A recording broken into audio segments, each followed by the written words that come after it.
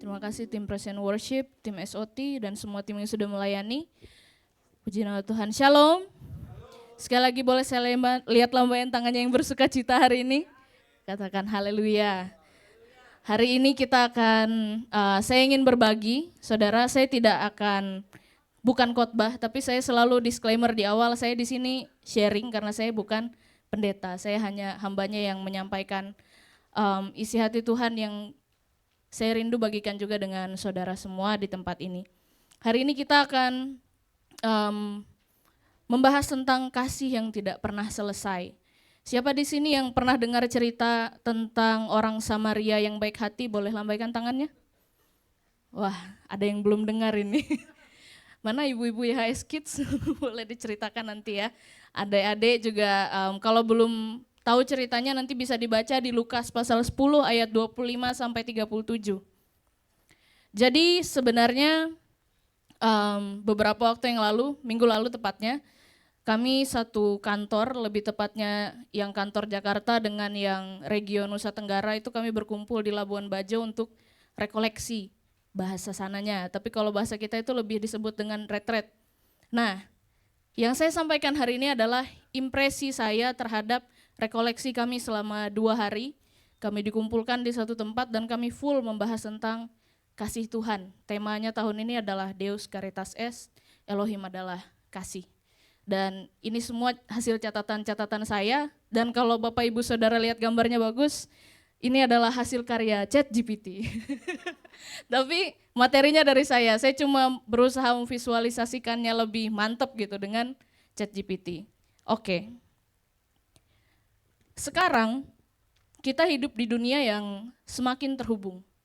Apa-apa kita kalau mau tahu kabar saudara kita yang hidupnya jauh dari Sabang sampai Merauke, kita tinggal buka sosmed, kita tinggal search namanya, kita bisa tahu dia sekarang lagi ngapain gitu. Saya lagi di sini di Jakarta, saya bisa tahu kakak saya di Kanada, dia lagi liburan di pantai sama suami dan anaknya, karena kita terhubung. Kemudian lalu kita misalnya ada lagi suka dengan orang gitu, atau kita lagi mengidolakan seorang artis, idol K-pop ataupun siapapun itu yang kita idolakan, kita bisa tahu sekarang dia lagi ada di mana posisinya. Ini yang baru-baru datang ada EFSE ya. Kita bisa tahu nih, EFSE konser kemarin ngapain gitu. EFSE kemarin konser nyanyiin lagu apa? Dengan apa? Dengan teknologi. Dengan sosial media yang membuat kita gampang sekali terhubung dengan orang yang kita mau. Tapi di zaman yang semakin mudah untuk kita bisa mengetahui keadaan orang, jadi semakin sulit kita untuk peduli dengan orang tersebut. Karena terlalu mudah. Kadang sesuatu yang terlalu mudah itu saudara tidak membawa kepada kebaikan. Ingat gak zaman dulu ya, mungkin anak-anak milenial di sini yang lahir tahun 80-an, 90-an, generasi saya lebih tepatnya, adik-adik Gen Z mungkin tidak mengalami ya, karena kalian hidup di era sosmed, sudah waktu dewasa. Tapi yang seumuran dengan kami yang umur 30 tahun ke atas, dulu saya pernah ngalamin kalau misalnya kita mau menyapa teman kita yang tinggal di daerah yang berbeda, kita titip salamnya lewat radio. Ada yang pernah gak sih? Atau saya sendiri yang pernah? Ngecek aja. Kemudian biasanya juga dulu banget waktu saya masih kecil, saya ingat ada saudara yang meninggal di Kalimantan Barat, kami di Kalimantan Tengah, kami nggak tahu. Dulu kita ngabarin ada saudara yang meninggal itu lewat apa? Radio lagi. Kalau nggak dikabarin lewat radio, kami nggak tahu, keluarga kami di Kalteng ini nggak tahu ada saudara kami yang meninggal di Kalbar. Dan itu pun kadang kabarnya delay kan, meninggalnya hari ini karena banyak sekali antriannya, baru bisa kita dengarkan besoknya, atau mungkin besoknya lagi. Tapi dulu waktu kita sulit terhubung dengan orang lain, kita lebih peduli, kayak ada sesuatu yang kita tunggu-tunggu, ada kabar yang kita tunggu-tunggu dari orang itu.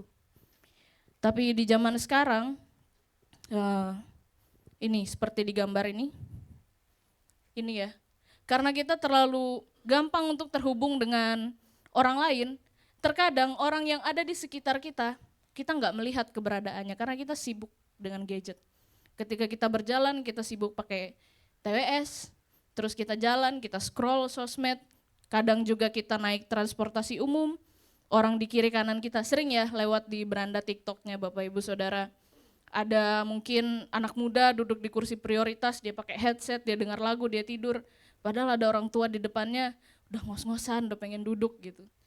Kita hidup di zaman itu sekarang, saudara. Tidak bisa dipungkiri, suka tidak suka kita hidup di zaman itu sekarang. Ini pengantarnya. Dan pertanyaannya, kita jawab dalam hati masing-masing, apakah kasih itu masih menjadi bagian dari gaya hidup kita sekarang? Di tahun 2026 ini, apakah kasih masih menjadi gaya hidup kita? Nah, ini kita akan sama-sama baca tentang kisah orang Samaria yang baik hati. Yang pertama ada 2 bagian, saya bagi menjadi 2 bagian. Yang pertama kita baca ayat 29 sampai 33. 3, 2, 1. Namun karena ingin membenarkan dirinya, ia berkata kepada Yesus, "Siapakah sesamaku itu?" Yesus menjawab, "Ada seorang pria yang turun dari Yerusalem ke Yeriko. Ia jatuh ke tangan para perampok yang merampas semua miliknya dan memukulinya, lalu meninggalkannya dalam keadaan setengah mati. Kemudian turunlah seorang imam melewati jalan itu. Ketika imam ini melihatnya, ia melewatinya dari sisi yang lain. Begitu juga seorang Lewi datang dan lewat ke tempat itu. Ketika melihat orang itu, ia melewatinya juga dari sisi yang lain. Kemudian ada seorang Samaria yang sedang bepergian dan ia lewat juga di situ. Ketika ia melihatnya, jatuhlah belas kasihnya." Ada 3 tokoh yang akan kita kupas pada pagi hari ini. Next, ini adalah pertanyaan yang selalu relevan, saudara. Dari zaman perjanjian lama, perjanjian baru, sampai zamannya kita sekarang, kita selalu mempertanyakan, siapa sih sesama kita yang layak untuk kita tolong? Di sini digambarkan di ayat 31 dan 32, itu disebutkan ada imam, kemudian ada orang Lewi. Yang lulus sekolah minggunya, yang tamat baca Alkitabnya pasti tahu kalau orang Lewi itu adalah orang pilihan. Mereka adalah orang-orang yang bekerja di bait-bait Elohim. Kemudian ada imam juga, orang pilihan yang melewati banyak sekali proses sehingga dia bisa in touch dengan Tuhan pada saat itu. Tapi justru orang-orang yang katanya bisa dekat sekali dengan Tuhan ini, mereka lihat ada orang yang setengah mati di pinggir jalan, luka-luka, kehausan, kelaparan, gak ada satupun yang melekat di badannya. Tapi mereka memilih untuk kayak, ada orang itu, nanti kalau aku yang deketin, dikira aku lagi yang aniaya. Kan aku imam, kan aku orang Lewi, gak boleh aku terlibat dengan kasus seperti itu. Akhirnya dia memilih untuk muter lewat jalan yang lain. Tetapi di ayat 33 dikatakan ada seorang Samaria yang sedang bepergian. Orang Samaria ini, kalau kita sudah nonton film The Chosen ya yang di Netflix itu, orang Samaria itu digambarkan dengan jelas di situ. Mereka selalu menyebutnya sebagai bangsa lain. Bukan bagian dari kita lah intinya mereka menyebutkannya. Tapi justru orang yang dianggap stranger, orang yang dianggap orang asing ini, dialah yang berbelas kasihan terhadap sesamanya. Padahal kalau di filmnya atau di naskah-naskahnya, orang yang jatuh itu bukan orang Samaria, tapi dia adalah orang Yahudi. Tapi justru yang sesama Yahudi tidak menolong, justru orang yang selalu mereka sebut, you are stranger, tapi stranger itu yang tolong. Dan di sini, dulu mungkin orang Lewi atau ahli Taurat itu bertanya kepada Yesus tentang, dia mau ngetes kan, bisa jawab gak sih ini orang? Karena waktu itu di zaman itu Yesus itu diragukan. Apakah dia benar-benar putra Elohim? Apakah dia benar-benar Mesias? Dia selalu diragukan. Dan ini semacam tes lisan dari ahli-ahli Taurat. Lalu pertanyaannya dulu begitu. Tapi sekarang di zaman ini sudah tidak ada ahli Taurat di tengah-tengah kita. Mungkin ada, tapi di Yerusalem, di Indonesia, saya tidak tahu. Mungkin tidak ada. Tapi saat kita melihat penderitaan orang lain, ada 3 pertanyaan ini yang muncul dalam hati kita. Kenapa saya harus peduli? Kan itu bukan urusan saya. Kenapa harus saya yang bantu? Gitu. Itu pertanyaan yang muncul sekarang. Saya punya prioritas lain. Saya punya karir. Saya punya pandangan orang lain gitu. Saya adalah public figure, kalau saya tolong orang itu, nanti orang mikir apa sih terhadap hidup saya gitu. Pertanyaan itu, kalau kita hidup sebagai pengikut Yesus, bukanlah tentang siapa sesama kita, saudara. Tapi siapakah yang menjadi sesama kita? Apakah sesama kita hanya sesama orang Kalimantan saja? Apakah sesama kita hanya sesama orang Batak saja? Apakah sesama kita hanya sesama orang Chinese saja? Apakah sesama kita hanya sesama orang Arab saja? Tidak, mungkin sama secara darah. Tapi kita semua adalah ciptaan Tuhan yang sama. Dan kita diajarkan dalam kisah ini untuk menjadi orang Samaria yang tidak hanya menolong sesama satu bangsanya, tapi semua orang yang Tuhan kasihi, yang Tuhan cintai, itu adalah orang-orang yang harus kita tolong karena mereka adalah sesama kita. Di sekeliling kita hari ini ada banyak sekali orang yang terluka. Di sini ada beberapa gambar, ada gambar orang miskin, ada gambar keluarga yang sedang terkena bencana alam, kemudian ada orang-orang yang terkucilkan, ada orang-orang yang terlupakan, mereka kehilangan harapan. Tapi apakah kita menyadari ada mereka di sekeliling kita saat ini? Apakah hidup kita hanya terkurung di depan meja kerja, di depan laptop, di depan handphone, di atas tempat tidur sambil buka Netflix, ASEAN selimutan? Apakah dunia kita hanya di situ saja? Tentu tidak. Luka terbesar itu terkadang tidak terlihat oleh mata, saudara, tapi itu bisa dirasakan dari hati kita yang paling dalam. Nah, sekarang kita kembali ke perbandingan. Ini lebih jelas ya, kalau tadi dari mulut saya saja, tapi kita bisa lihat perbandingannya yang lebih jelas di sini. Orang Samaria dan orang Lewi dan imam itu, mereka sama-sama melihat. Mereka sama-sama, ada orang luka tuh gitu. Tapi perbedaannya adalah orang Samaria itu, dia tergerak oleh belas kasihan. Dia mendekat, dia merawat, dia mengorbankan waktu, mengorbankan tenaga, dan mengorbankan biaya. Sebenarnya dia bisa berhenti sampai tergerak saja. Banyak orang di zaman sekarang itu, mereka tergerak, hatinya tergerak kayak lihat video-video sedih di TikTok gitu kan, nangis gitu kan, lihat video-video ibu-ibu di FB Pro gitu kan, lihatlah gitu. Apalagi kemarin waktu bencana gitu di Sumatera ya, yang banjir bandang di 3 provinsi itu. Saya yakin pasti banyak orang yang menangis melihat keadaan itu. Waktu tsunami di Aceh, kemudian tsunami di Palu, di banyak sekali bencana-bencana terjadi, pasti banyak yang nangis lihat orang-orang kehilangan rumah, lihat orang-orang kehilangan keluarga, harta benda tidak ada. Kita tersentuh, kita tergerak, tapi apakah kita mau mengorbankan waktu kita, mengorbankan tenaga kita, mengorbankan biaya kita untuk ikut hadir bersama mereka dan meringankan penderitaan mereka? Saya juga waktu bencana itu, saya kan diminta untuk jadi tim media center.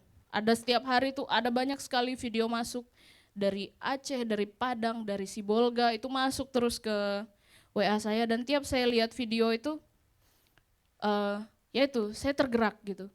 Tapi saya punya pilihan, apakah saya akan lanjut untuk mengolah itu untuk disampaikan ke media, lanjut buat tulisan atau tidak, atau ya udah lempar ke orang lain aja gitu. Awalnya males gitu karena sebenarnya itu bukan job desk saya. Tapi balik lagi, ketika saya bilang, saya udah ngetik itu di handphone, saya udah ngetik, udah siap kirim tuh ke bos kan. Maaf Romo, yang lain aja, saya juga banyak kerjaan yang lain gitu. Tapi saya hapus lagi, saudara. Karena dalam hati saya ada suara, dan saya percaya itu Roh Kudus, dia bilang, lakukan. Kamu gak bisa datang ke sana, setidaknya kamu olah berita ini supaya banyak orang lain juga yang tergerak. Dan saya belajar untuk taat. Kemudian sejak video itu dipublish sampai terakhir kami closing donasi tanggal 28 Februari, itu total donasi yang terkumpul dari video-video yang kami olah di tim media center itu ada 18 miliar. Dan itu sudah dilaporkan ke seluruh donatur, kami sudah bangun rumah di sana, dan juga itu semua belum termasuk sumbangan dari gereja-gereja Katolik, itu pure sumbangan individu dari seluruh Indonesia, bahkan dari seluruh dunia. 18 miliar. Bisa aja kami menolak untuk melakukannya, tapi kami belajar taat dan itu bermanfaat bagi orang lain. Lalu, kita lanjut bahas tentang orang Samaria, ayat 34-37 berkata, kita baca bersama, ia menghampiri dan membalut luka-luka orang itu, serta menyiramkan minyak dan anggur. Setelah itu, ia menaikkan orang itu ke atas keledai tunggangnya, lalu membawanya ke sebuah penginapan dan merawatnya. Keesokan harinya, ia mengambil 2 dinar dan menyerahkan orang itu kepada pengurus penginapan dan berkata, rawatlah dia, dan jika yang engkau belanjakan lebih daripada itu, aku akan membayar gantinya kepadamu pada waktu aku kembali. Sekarang, menurut pendapatmu, siapakah dari ketiga orang ini yang menjadi sesama bagi orang yang jatuh ke tangan perampok itu? Ia menjawab, orang yang telah menunjukkan belas kasihan kepadanya. Maka Yesus berkata kepadanya, pergilah dan engkau perbuatlah sama seperti itu. Setelah kita mendengarkan kisah ini, saya percaya dan saya berdoa, ada respon baik dalam hati Bapak Ibu jemaat Tuhan semua, untuk kita bisa pergi dan melakukan sama seperti yang dilakukan oleh orang Samaria ini. Kita tidak menjadi orang Lewi, kita tidak menjadi imam besar yang melihat orang kesusahan kita abaikan, tapi kita menjadi orang Samaria yang lebih peka terhadap perasaan orang lain. Saya ingat waktu pertama kali saya datang ke YS Jakarta, tahun 2020 Desember, saya datang basah kuyup, lepek-lepek, pakai celana jeans, sepatu kets becek gitu karena baru pulang dari Palu waktu itu, pakai ransel, bentukannya nggak jelas lah pokoknya. Jadi kalau Bapak Ibu Saudara lihat saya yang sekarang ini beda dari waktu saya pertama kali datang waktu itu. Saya duduk di belakang sana, pojok sana tuh dekat pintu. Awalnya saya sudah pesimis, nggak punya teman aku di sini. Karena waktu itu Grace masih di Palangkaraya ya. Dulu orang Palangka yang saya tahu itu cuma Grace di sini. Dia di Palangka, nggak ada yang ngajak saya ngomong di 5 menit pertama saya datang. Tapi puji Tuhannya, saya ingat banget waktu itu selain yang nyalamin di depan situ ya, karena itu kan tugas dan kewajiban diaken ya. Saya ingat waktu itu selesai ibadah, ada Kak Yanti gitu datang. Jemaat baru ya? Kayak gitu kayaknya. Pelayanan ya? Gitu. Awalnya saya pikir kayak, wih ada ternyata yang peduli sama aku ya. Kayak bentukan kayak gini ternyata ada loh yang mau nyapa gitu. Karena aku ngelihat orang-orang di AS Jakarta itu, waktu itu bentukannya cakep-cakep gitu kan, orang ibu kota nih gitu. Sedangkan saya dari desa gitu. Kalau saya sebut Pulang Pisau pasti Bapak Ibu tidak tahu gitu. Ya tapi ada YHS-nya gitu. Pak Aris saja yang tahu. Kemudian ada Hanjaya sama Sanjaya waktu itu. Rumahnya di mana? Waktu itu saya masih ngekos di Percetakan Negara. Ayo pulang bareng gitu. Nanti kami tebengin sampai ke Percetakan Negara. Lalu ada Kak Eva sebelum saya pulang. Nih mau beli Hagia enggak? Harganya murah loh gitu. Semua orang yang menyapa saya di hari pertama saya datang ke YS Jakarta, saya ingat semuanya saudara. Terus datang Cemerlin, minggu depan audisi ya gitu. Kayaknya bisa jadi WL gitu. Saya ingat semua-muanya. Sampai almarhum Om Roni pun saya ingat dia nyapa saya. Di Percetakan Negara ya? Saya dulu juga di situ, dia bilang. Coba kalau saya masih di situ, kita bisa berangkat sama-sama. Iya. Saya masih ingat semua. Jadi saudara, kenapa saya bagikan ini? Untuk bisa menjadi orang Samaria yang baik hati, kita tidak harus turun ke lokasi bencana menjadi relawan untuk mengangkat puing-puing, biarkan Basarnas yang melakukan itu. Karena itu tugas mereka. Biarkan negara juga terlibat untuk melakukan itu. Kita yang sekarang duduk di dalam gedung gereja ini, kita juga bisa kok jadi orang Samaria yang baik hati. Dengan cara menyapa orang-orang yang hadir saat ini. Dulu kami di kampus itu punya persekutuan namanya Christian English Student Association. Sini ada alumninya ya, ada Bang Niko senior saya, ada Andreas juga tapi Andreas kurang aktif. Iya, Agnes juga aktif waktu itu. Jadi kami diajarkan di CESA itu Setelah selesai kami pelayanan di depan, kami harus menyapa semua orang yang datang. Ketika kami selesai, oh haleluya haleluya gitu di depan, kami harus keliling mencari jiwa kalau bahasa kami waktu itu. Kami salami satu-satu, kami tarik kemana, kami injili, kami sapa, kami tanya gimana hidupnya hari ini, gimana bla bla bla bla bla. Awalnya saya tidak menyadari itu juga adalah bentuk kasih, tapi ternyata pas saya mencoba untuk generate ini semua, materi ini semua, ternyata menjadi orang Samaria itu gampang. Kita tidak hanya sadar, kita tidak hanya tergerak, tapi kita doing something. Kita melakukan action. Karena kasih itu kita bisa mulai dari hal kecil, saudara. Kita bisa mulai dengan mendengarkan, mengunjungi, menemani, menghibur, berbagi, memaafkan, dan peduli terhadap sesama kita manusia. Tidak harus seperti gambar ini ya, kita pergi ke panti jompo untuk menghibur opa-oma yang ada di sana. Kita bisa mulai dari teman di sekeliling kita. Terkadang kita meluangkan waktu hanya untuk yapping aja di rumah teman kita, itu sudah menjadi bagian dari orang Samaria yang baik hati gitu. Dan itu membawa sukacita karena orang itu merasa dia ditemani gitu. Dia tidak sendiri hidup di perantauan yang keras ini. Saya tahu di sini banyak anak rantau termasuk saya. Ingat, ketika kalian datang ke YS Jakarta, kalian tidak sendiri. Kalian punya komunitas, kalian punya keluarga. Maafkan juga kalau mungkin saya terlewatkan untuk menyapa kalian, tapi ayo kita belajar kenal lebih dekat lagi karena di perantauan ini kita tidak punya siapa-siapa selain komunitas kita. Di perantauan ini kita tidak punya orang tua kita jauh dari kita cuma punya kakak, adik, om, tante yang ada di gereja ini untuk jadi keluarga kita. Nah, ini ada quotes yang saya suka sekali disampaikan oleh Bapak Uskup pada saat rekoleksi. Tidak semua orang bisa melakukan hal besar, tetapi semua orang itu bisa mengasihi. Mungkin kita nggak punya duit untuk bisa donasi 10 juta. Mungkin kita nggak punya duit untuk traktir teman yang lagi lapar gitu, traktir makan BPK di bawah. Tapi kita bisa mengasihi dia dengan cara ajak dia ngobrol, tanyain gimana kabarnya, gimana kerjaannya, orang tua sehat nggak gitu. Simple things. Dan sekarang kita mau berefleksi bahwa siapakah orang terluka yang Yahweh hadirkan dalam hidup saya. Kita ingat lagi di dalam kehidupan kita sampai umur kita yang sekarang ini, adakah orang terluka dalam hidup kita yang kita lewatkan? Ada nggak orang di sekitar kita yang kita tidak tahu kondisinya dan kita kayak yaudah dia bisa kok ngatur hidupnya, nggak perlu intervensi saya gitu. Nah, orang terluka. Saya mau cerita lagi. Maaf kalau ceritanya banyak dari pengalaman pribadi ya saudara, karena ya begitulah. Hidup di zaman sekarang itu agak susah menceritakan hidup orang lain gitu. Nggak apa-apa saya ceritain hidup saya aja, kalau jelek silakan hujat saya aja, nggak usah hujat orang lain gitu. Jadi ada cerita, mungkin ini receh ya.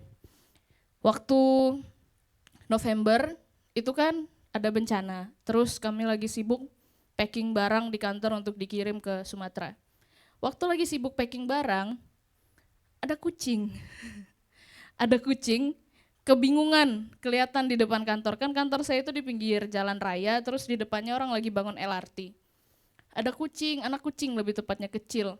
Dia bingung kesana kemari, dan dia beberapa kali hampir kena ini, apa sih namanya saya nggak tahu, mungkin anak teknik tahu, yang buat nancepin pilar ke tanah itu. Dia beberapa kali hampir kena itu dan hampir ke gilas stom, ya itu nggak sih namanya yang buat ngeratain tanah itu. Kemudian teman-teman saya nggak peduli kucing itu. Saya tanpa pikir panjang, saya ambil lewat 2 detik aja, yang buat numbuk itu turun ke bawah.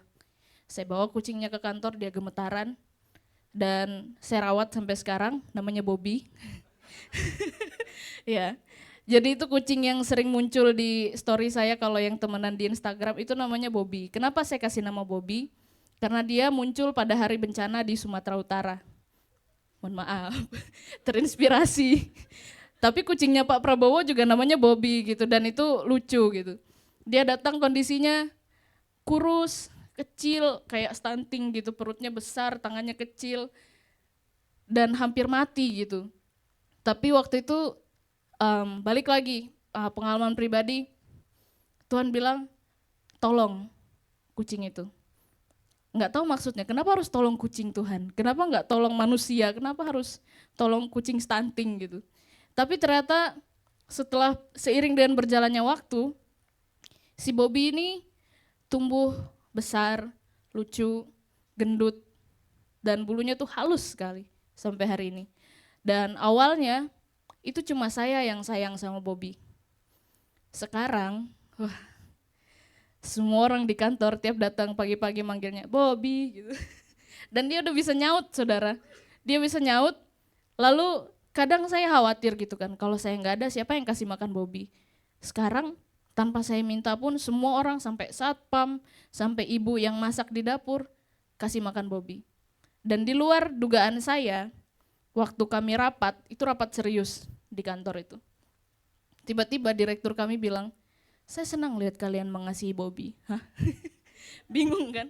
Kok tiba-tiba Bobby gitu kan? Saya kira dia nggak aware gitu apa yang kami lakukan sama kucing itu. Mungkin dia lihat dari CCTV, orang-orang ini kayaknya pas stres turun ke bawah semua tiba-tiba main sama kucing gitu.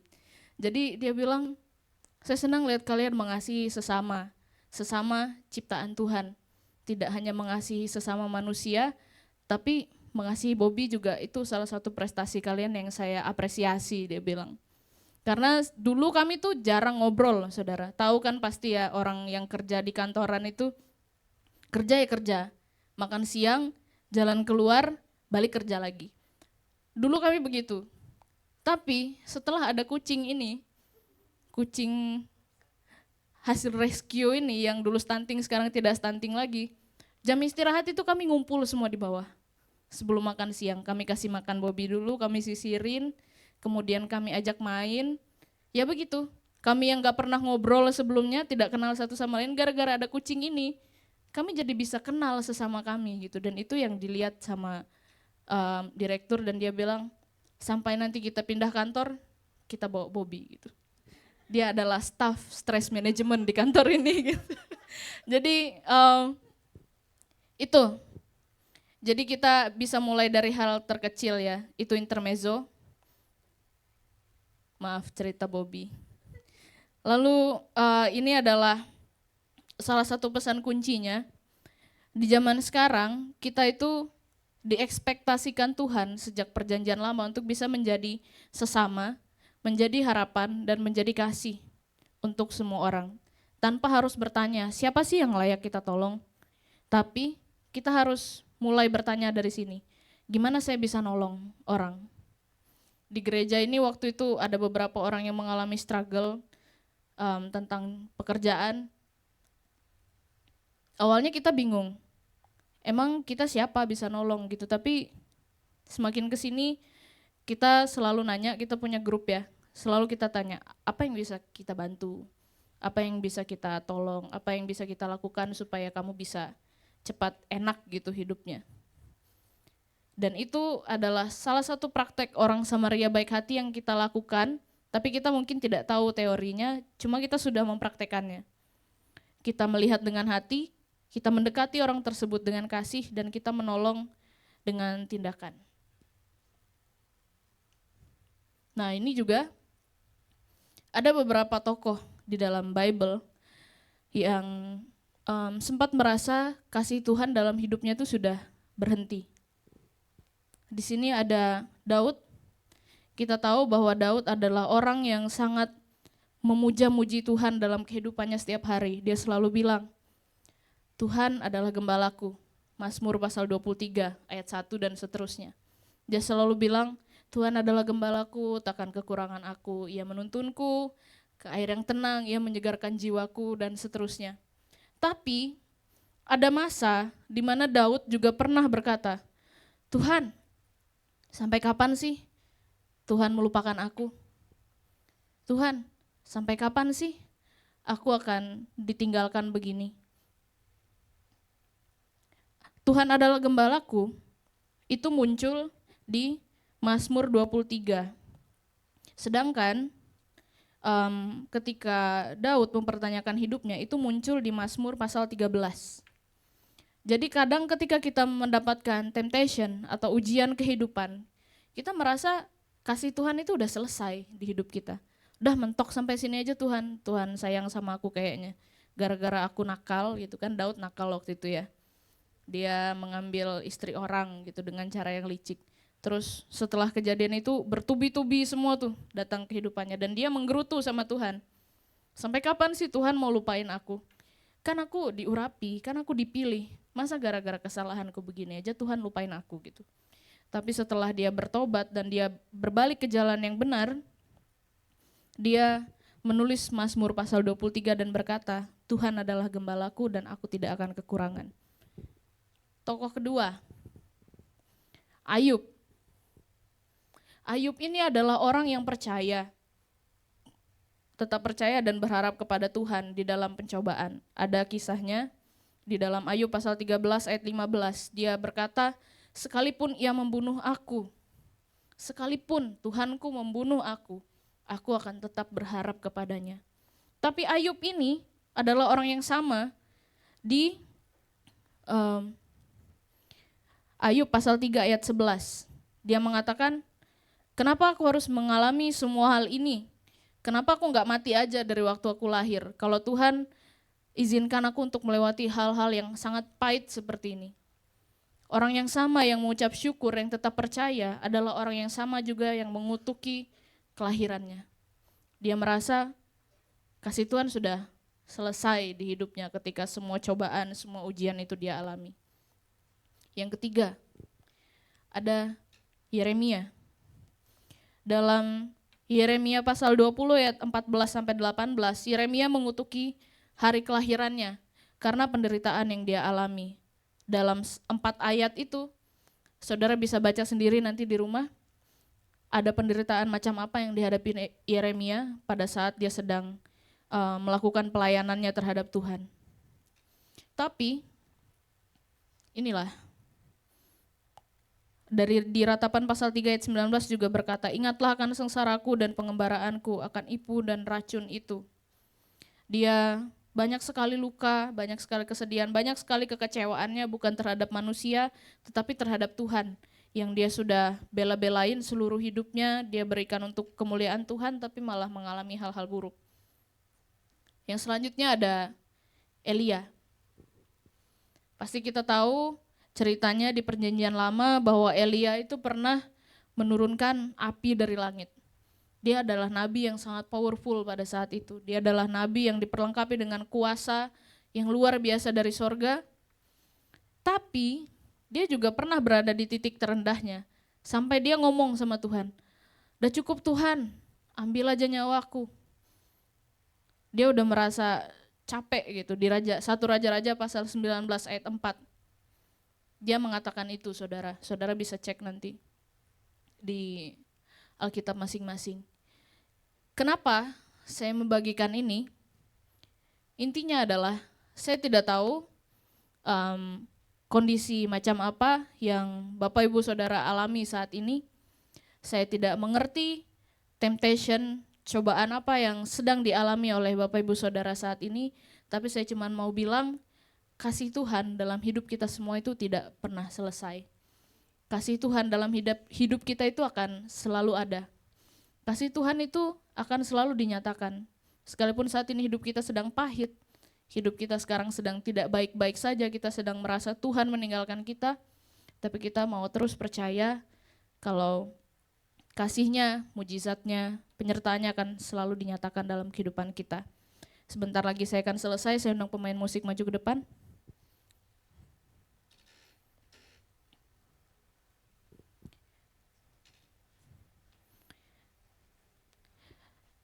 Ini adalah rangkuman dari semua yang saya sampaikan dari awal.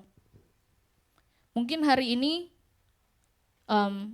anggaplah bukan saya yang ngomong ya. Kalau saya ngomong mungkin akan masuk kanan keluar kiri, tapi anggaplah ini Tuhan yang berbicara kepada saudara. Visualisasikan dan resapi kata-kata ini, karena ketika saya berdoa, ini yang Tuhan taruh dalam hati saya, saudara. Kalau tadi saya menceritakan nabi-nabi, orang-orang yang ada dalam firman Tuhan, saya juga mau katakan, seorang Ramya Sinovita yang berdiri di depan saudara saat ini adalah orang yang sama juga, yang setiap malam selalu meragukan Tuhan, yang setiap malam selalu menangis, yang setiap malam selalu takut masa depannya seperti apa, yang tidak tahu arah hidupnya mau dibawa kemana. Saya juga masih belajar untuk terus mengandalkan Tuhan. Saya juga terus belajar untuk mengasihi. Tapi ketika saya datang sama Tuhan, saya tidak berdoa, saya tidak mengeluh. Saya cuma diam, saya tutup kuping saya bukan pakai earphone, tapi pakai earplug, diam, gak ada suara apa-apa. Dan Tuhan taruhkan kata-kata ini di hati saya. Mungkin hari ini kamu gak kuat, kamu gak tahu harus berkata apa, bahkan tidak tahu harus berdoa bagaimana. Tapi percayalah, kasih Tuhan dalam hidupmu akan selalu ada dan berkelanjutan.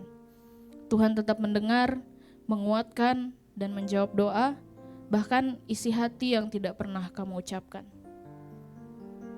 Pegang ini baik-baik dan kita mau belajar sama-sama selalu percaya dengan hal ini. Dan kesimpulan sharing saya hari ini adalah kasih Tuhan itu tidak pernah selesai, karena Elohim tidak pernah berhenti mengasihi kita. Maka kita pun dipanggil untuk tidak pernah lelah mengasihi sesama. Ketika kita bilang, kita nyanyikan pujian yang tadi di awal, haleluya, haleluya, saya mau cinta Yesus. But how? Gimana caranya kita mencintai Yesus itu? Tidak ada cara lain yang paling baik selain mencintai sesama kita. Mari kita sama-sama belajar untuk melihat wajah Kristus di wajah orang yang ada di kiri kanan, depan belakang kita. Kita kasihi mereka, kita dengarkan mereka, kita tolong mereka. Karena seperti itulah yang Tuhan Yesus kehendaki untuk kita lakukan. Pergilah dan perbuatlah demikian.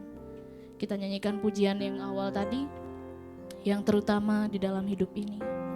Mari sama-sama kita nyanyikan dari hati kita. Yang terutama di dalam hidup ini, meninggikan nama Yesus. Yang terutama di dalam hidup ini, memuliakan namanya. Katakan haleluya, haleluya, haleluya.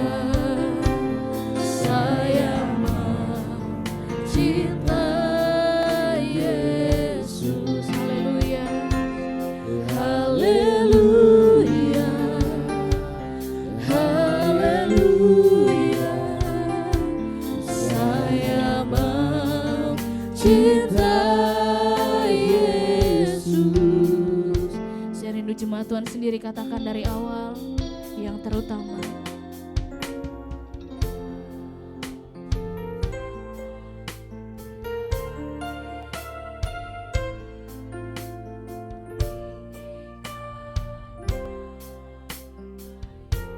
Sungguh kami rindu Tuhan.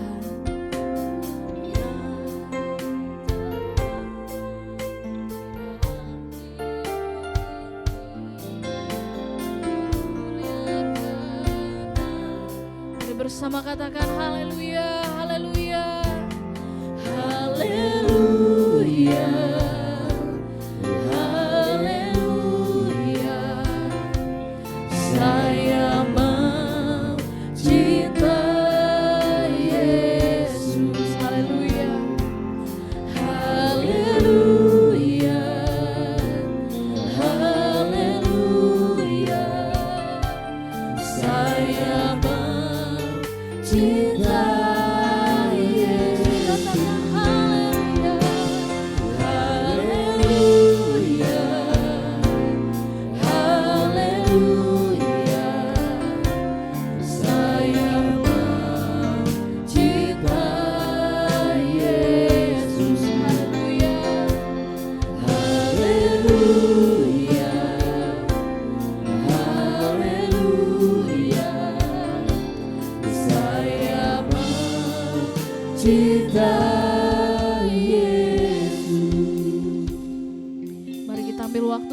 saudara, mari kita ingat kembali dalam hidup kita, adakah orang yang kita lewatkan?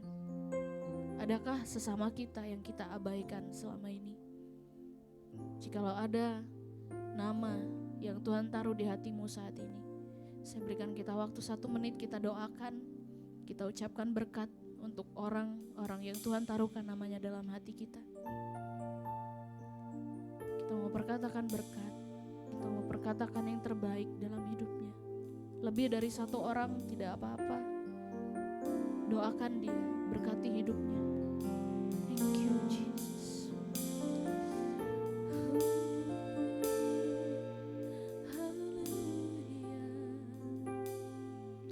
Terima kasih Tuhan, kami mau percaya.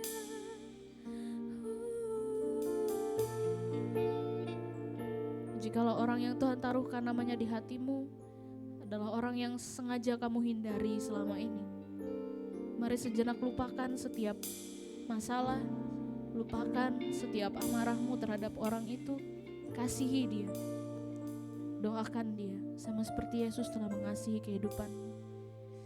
Thank you Jesus. Kami mengasihimu Tuhan. Kami percaya Engkau mampukan kami untuk mengasihi orang yang ada di sekeliling kami. Kami percaya Engkau mampukan kami untuk mengasihi orang yang kami hindari. Kami percaya Engkau mampukan kami untuk mengasihi musuh-musuh kami. Kami percaya hidup kami dipenuhi dengan kasih-Mu Tuhan. Karena kasih-Mu tidak pernah selesai. Karena tidak ada batas untuk mengasihi. Sama seperti Engkau sudah menunjukkannya kepada kami Tuhan. Thank you Jesus. Thank you Jesus. Katakan haleluya, haleluya. Haleluya. Haleluya. Saya mencintai Yesus. Haleluya. Haleluya.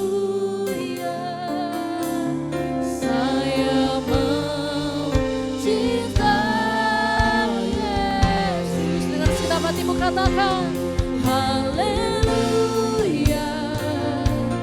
Haleluya. Saya mencintai Yesus. Haleluya. Haleluya. Saya mencintai Yesus. Saya mau cintai Yesus. Saya mencintai Yesus. Mari kita beri sorak-sorai kemuliaan terbaik bagi Yesus Kristus Tuhan kita. Terima kasih Tuhan untuk hari Minggu yang indah ini. Kami mengakhiri bulan Mei dengan sebuah kesadaran penuh bahwa kasih Tuhan tidak pernah selesai dalam hidup kami. Hamba-Mu berdoa Tuhan untuk setiap kami yang hadir pada saat ini, yang online maupun yang onsite. Hamba percaya Tuhan sudah menyentuh hati mereka, Tuhan sudah melawat pikiran mereka, dan saat ini setiap kami yang ada di tempat ini, kami siap untuk mengasihi tanpa batas, memberkati sesama kami seperti Tuhan Yesus sudah menunjukkan teladan itu bagi kami. Terima kasih Bapa. Hamba-Mu selesai berbicara, tapi hamba percaya karya Roh Kudus akan terus beracara dalam hidup setiap kami di tempat ini. Hanya di dalam nama Tuhan Yesus, setiap kita yang mengasihi Tuhan dan siap mengasihi sesama kita, sama-sama berkata, amin. Tuhan Yesus memberkati.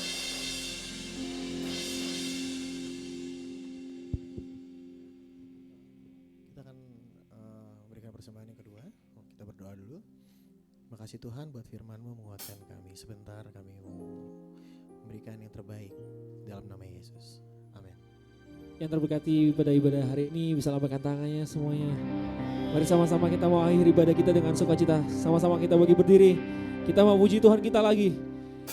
Come on. Yang siap memuji Tuhan katakan amin. Mari bersama-sama kita puji Tuhan kita. Yes.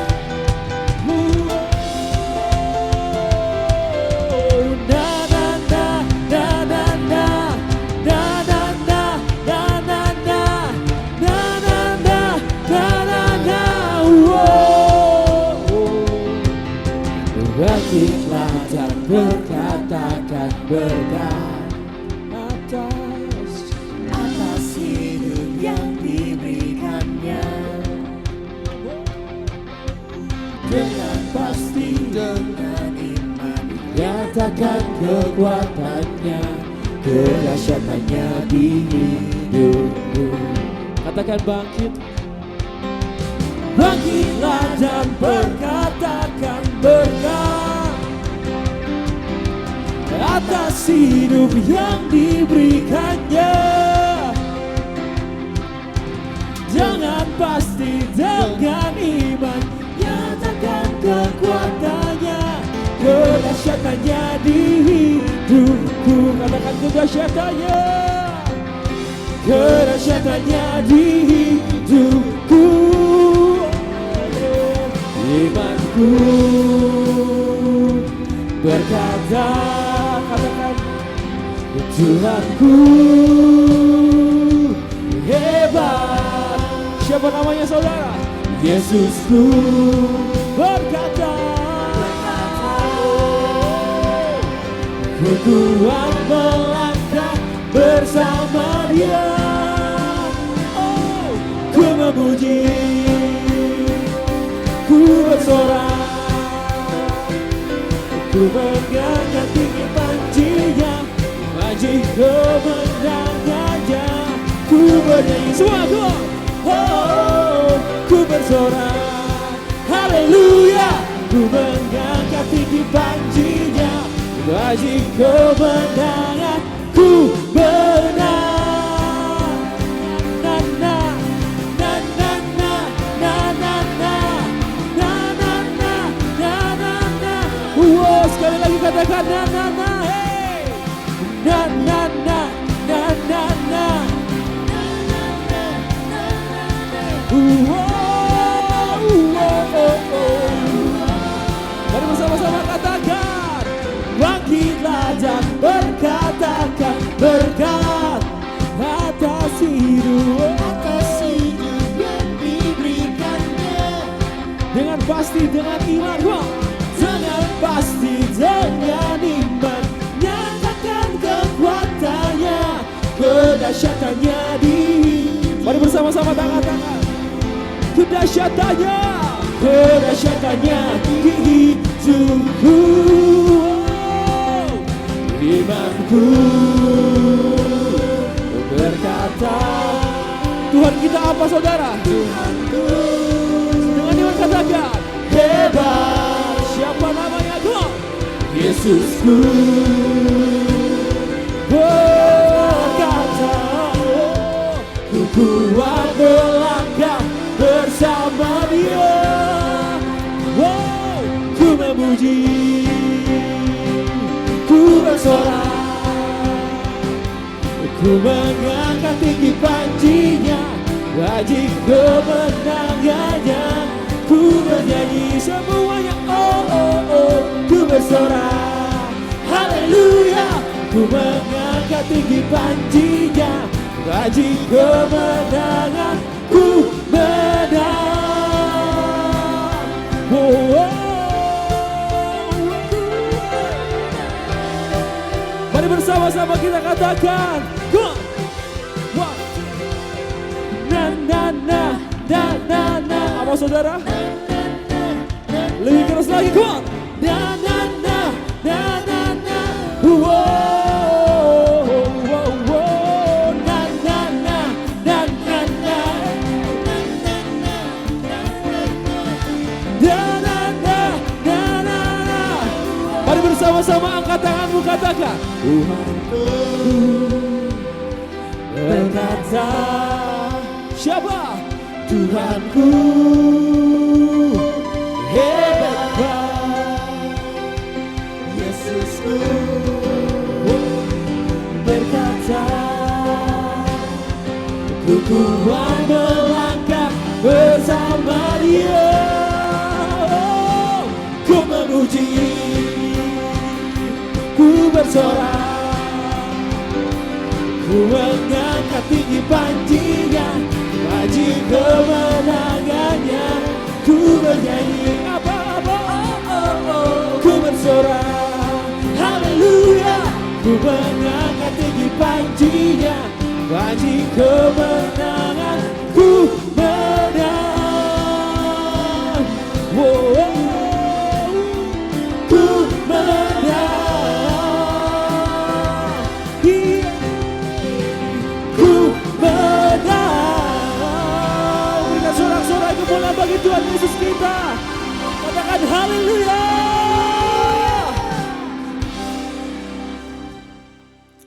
Terima kasih untuk sharing firman dari Evangelis Ramiasi alias Aci yang sering kita kenal atas nama Aci ya.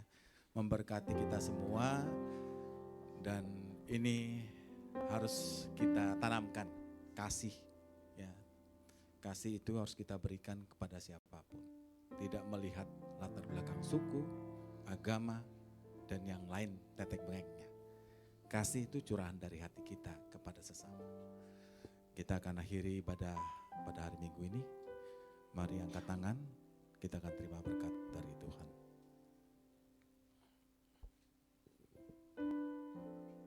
Bapa Yahweh memberkati engkau dan memelihara engkau. Bapa Yahweh membuat wajahnya bersinar atasmu dan memberi engkau anugerah. Bapa Yahweh mengarahkan wajahnya kepadamu dan memberi engkau damai sejahtera. Diberkatilah pernikahanmu, diberkati keluargamu, orang tuamu dan anak-anakmu, diberkati usahamu, diberkati pekerjaanmu, studimu, pelayananmu. Diberkati Tuhan dengan berlimpah-limpah bagi kita yang percaya dan berharap kepadanya. Sukacita surga mengalir atas engkau. Berkat sudah kita terima dari Tuhan Yesus Kristus yang percaya dan yang sudah menerima berkat dari Bapa kita, Bapa Yahweh.